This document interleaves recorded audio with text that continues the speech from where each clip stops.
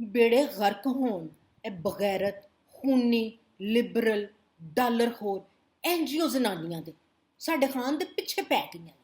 ਨਹੀਂ ਦਫਾ ਹੋਵੋ, ਪਰੇ ਹੋਵੋ, ਕਿਤੇ ਮਰੋ ਜਾ ਕੇ ਤੁਸੀਂ।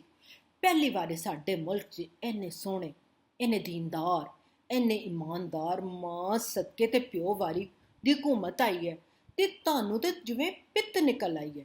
ਤੁਹਾਡਾ ਤੇ ਪਿੰਡਾ ਇੰਜ ਪਿਆ ਤੜਫਦਾ ਪਿਆ ਹੈ ਕਿ ਤੁਹਾਨੂੰ ਤਾਂ ਸਾਹ ਹੀ ਨਹੀਂ ਆ ਰਿਹਾ। ਵੀ ਭਲਾ ਬੰਦਾ ਪੁੱਛੇ ਉਹਨਾਂ ਤੁਹਾਨੂੰ ਕਿਉਂ ਆਖਿਆ? ਉਹਨਾਂ ਤੇ ਬੰਦਿਆਂ ਦੀ ਬਸਤੀ ਖਰਾਬ ਕੀਤੀ ਹੈ ਤੇ ਤੁਹਾਨੂੰ ਕੀ ਲੱਗੇ? ਤੁਸੀਂ ਐਵੇਂ ਕੁੱਦ ਪਾਗਲ ਹੋਈਆਂ ਪਈਆਂ ਨੇ। ਉਹਨੇ ਆਖਿਆ ਬਈ ਬੰਦੇ ਤੱਤੇ ਮਾੜੇ ਹੁੰਦੇ ਨੇ, ਛੋਟੇ ਦਿਮਾਗ ਵਾਲੇ ਹੁੰਦੇ ਨੇ ਤੇ ਉਹਨਾਂ ਦਾ ਤੁਸੀਂ ਖਿਆਲ ਕਰਿਆ ਕਰੋ। ਤੁਸੀਂ ਹੁਣ ਬਾਹਰ ਨਿਕਲੋਗੀਆਂ, ਉਹਨਾਂ ਨੂੰ ਚਾਰੋਗੀਆਂ ਤੇ ਉਹ ਲੁੱਜੇ ਮਸਕੀਨ ਕਿੱਥੇ ਜਾਣਗੇ? ਕੋਈ ਰਬਾਟ ਥੋੜੀ ਨੇ। ਬਸ ਇੰਨੀ ਕੁ ਜੀ ਗੱਲ ਸੀ, ਤੁਸੀਂ ਤੇ ਲੱਸੀ ਰੜਕ ਛੱਡੀ ਪੂਰੀ ਗੱਲ ਤੇ। ਕੀ ਬਈ ਹੁਣ ਉਹਨੇ ਗਲਤ ਕੀ ਆਖਿਆ?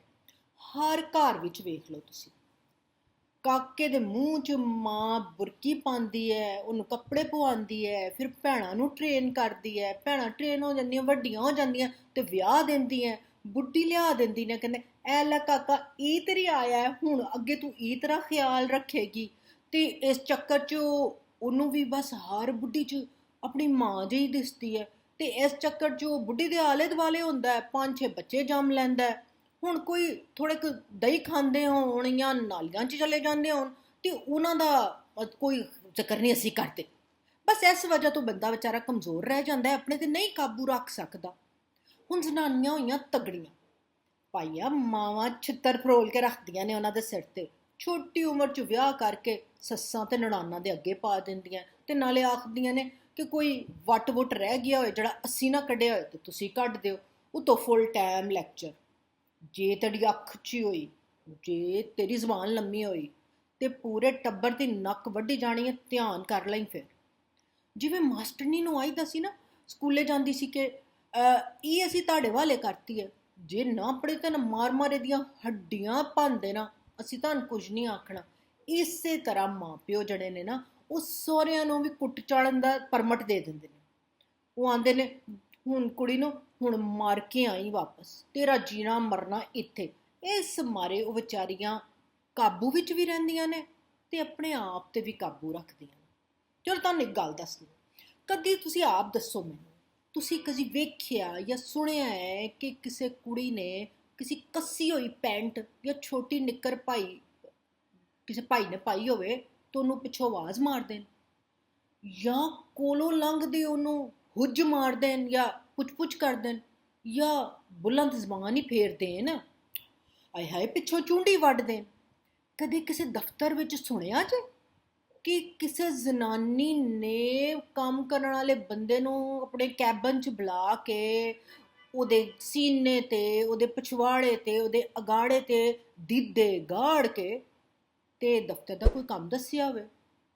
ਜਾਂ ਮੀਟਿੰਗ ਵਿੱਚ ਬੰਦੇ ਕੁੜੀਆਂ ਇਕੱਠੇ ਬੈਠੇ ਹੁੰਦੇ ਨੇ, ਹੁਣ ਉਹਦੇ 'ਚ ਜੇ ਕਿਸੇ ਬੰਦੇ ਦੀ ਬਨਿਆਨ ਦੀ ਤਣੀ ਨਜ਼ਰ ਆ ਜਾਏ ਤੇ ਨਾਲ ਬੈਠੀਆਂ ਕੁੜੀਆਂ ਇੱਕ ਦੂਜੇ ਨੂੰ ਹੁੱਜਾ ਮਾਰਨ ਸ਼ੁਰੂ ਕਰ ਦੇਣ। ਜਾਂ ਦਫ਼ਤਰ ਤੇ ਕੰਮ ਕਰਦੇ ਹੋਏ ਕੋਈ ਫੋਟੋ ਕਾਪੀ ਕਰਦੇ ਬੰਦਾ ਝੁੱਕ ਕੇ ਕੰਮ ਕਰ ਰਿਹਾ ਹੋਵੇ ਤੇ ਉਹਦੀ ਪੈਂਟ ਅੱਧੀ ਢੂਈ ਤੋਂ ਥੱਲੇ ਹੋਵੇ ਤੇ ਪਿੱਛੇ ਜਿਹੜੀ ਜਨਾਨੀ ਬੈਠੀ ਹੁੰਦੀ ਹੈ, ਕਦੀ ਸੁਣਿਆ ਤੇ ਕਿ ਉਹਦੀ ਰਾਲ ਚੋ ਕੇ ਥੱਲੇ ਟੱਪ ਭਰਿਆ ਗਿਆ? ਕਿੱਥੇ। ਚਲੋ ਜੀ ਹੋਰ ਤਾਂ ਛੱਡੋ ਜੀ। ਕਦੀ ਸੁਣਿਆ ਜੇ ਕਿ ਇੱਕ ਜਵਾਨ ਮੁੰਡਾ ਗੱਡੀ ਚਲਾ ਕੇ ਜਾ ਰਿਹਾ ਸੀ ਤੇ ਇੱਕ ਕੁੜੀਆਂ ਦੇ ਟੋਲੇ ਨੇ ਜਨਾਬ ਉਹਦੀ ਗੱਡੀ ਦੇ ਪਿੱਛੇ ਗੱਡੀ ਲਾਈ ਤੇ ਉਹਨੂੰ ਘਰ ਛੱਡ ਕੇ ਆਈਆਂ? ਚਲੋ ਇਹ ਵੀ ਛੱਡ ਦਿਓ ਜੀ। ਬੱਸ ਸਟਾਪ ਤੇ ਕੋਈ ਕਾਕਾ ਮੁੰਡਾ ਖਲੋਤਾ ਹੋਵੇ ਯੂਨੀਫਾਰਮ 'ਚ ਤੇ ਕਦੀ ਸੁਣਿਆ ਕੋਲ ਜਾਂਦੀ ਕੁੜੀ ਨੇ ਗੱਡੀ 'ਚ ਖਲੋ ਕੇ ਉਹਨੂੰ ਆਵਾਜ਼ ਮਾਰੀ ਹੋਏ, ਆ ਜਾਓ ਲਿਫਟ ਲੈਣੀ ਜੇ? ਕਦੀ ਕਿਹਾ? ਜਾਂ ਨੰਗਾ ਹੀ ਹੋ ਕੇ ਵਿਖਾਤਾ ਹੋਵੇ? ਕਿਤੇ। ਕਦੀ ਇਹ ਸੁਣਿਆ ਕਿਸੇ ਮਾਂ ਭੈਣ ਧੀ ਨੇ ਆਪਣੇ ਖਸਮ ਪਿਓ ਪੁੱਤਰ ਭਰਾ ਮਾਮੇ ਚਾਚੇ ਕਿਸੇ ਨੂੰ ਵੀ ਗੈਰਤ ਦੇ ਨਾਂ ਤੇ ਕਤਲ ਕਰਤਾ ਹੋਵੇ, ਸਾੜ ਦਿੱਤਾ ਹੋਏ, ਉਹਦੇ ਟੋਟੇ ਕਰਕੇ ਕਿਤੇ ਸੁੱਟ ਦਿੱਤੇ ਹੋਣ? ਨਾ। ਬਸ ਇੰਨੀ ਕੁ ਗੱਲ ਸਮਝਾਉਣ ਦੀ ਕੋਸ਼ਿਸ਼ ਕਰ ਰਿਹਾ ਸੀ ਖਾਨ, ਇਸ ਲਈ ਕਿ ਉਹਨੂੰ ਪਤਾ ਹੈ ਕਿ ਮਾਪੇ ਸਾਰਾ ਟਾਈਮ ਕੁੜੀਆਂ ਨੂੰ ਕਿੱਲੇ ਨਾਲ ਵੱਜਣ ਦੀ ਪ੍ਰੈਕਟਿਸ 'ਚ ਲੱਗੇ ਰਹਿੰਦੇ ਨੇ ਤੇ ਮੁੰਡਿਆਂ ਨੂੰ ਸਿਖਾਉਣਾ ਹੀ ਭੁੱਲ ਜਾਂਦੇ ਨੇ ਕਿ ਭਾਈ ਗਲਤ ਕੀ ਹੈ ਸਹੀ ਕੀ ਹੈ।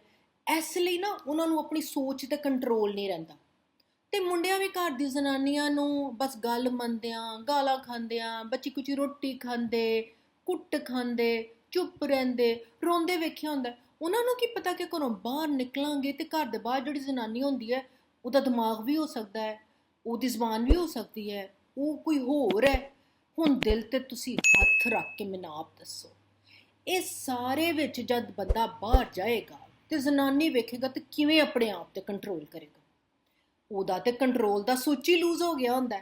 ਉੱਤੋਂ ਘਰ ਵਾਲਿਆਂ ਨੇ ਦੱਸਿਆ ਹੁੰਦਾ, ਭਾਈਆ ਤੂੰ ਘਰ ਦੇ ਬਾਹਰ ਦਾ ਠੇਕੇਦਾਰ ਹੈ, ਤੂੰ ਕਾਲਾ ਕਰ ਚਿੱਟਾ ਕਰ ਤੈਨੂੰ ਕਿਸੇ ਨੇ ਨਹੀਂ ਪੁੱਛਣਾ, ਤੂੰ ਧੋਇਆ ਧੁਆਇਆ, ਤੇਰੇ ਮੋਢਿਆਂ ਤੇ ਕਿਹੜੀ ਘਰ ਦੀ ਇੱਜ਼ਤ ਜਾਂ ਗੈਰਤ ਦਾ ਭਾਰ ਪਿਆ?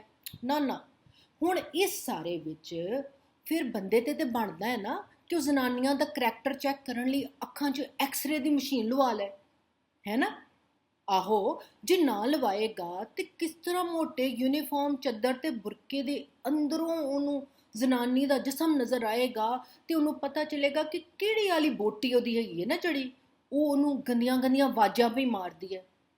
ਤੇ ਉਹ ਕੀ ਕਰੇਗਾ? ਬਸ ਇਹ ਹੈ ਉਹ ਕਾਮਨ ਸੈਂਸ ਜਿਹੜੀ ਰੁਬਾਟਾਂ 'ਚ ਨਹੀਂ ਹੁੰਦੀ, ਜਣਿਆਂ 'ਚ ਹੁੰਦੀ ਹੈ, ਮਰਦਾਂ 'ਚ ਹੁੰਦੀ ਹੈ। ਇਹਨੂੰ ਇੱਕ ਗੱਲ ਸੀ ਤੇ ਗੱਲ ਦਾ ਬਤੰਗੜ ਬਣਾ ਛੱਡਿਆ। ਦਫਾ।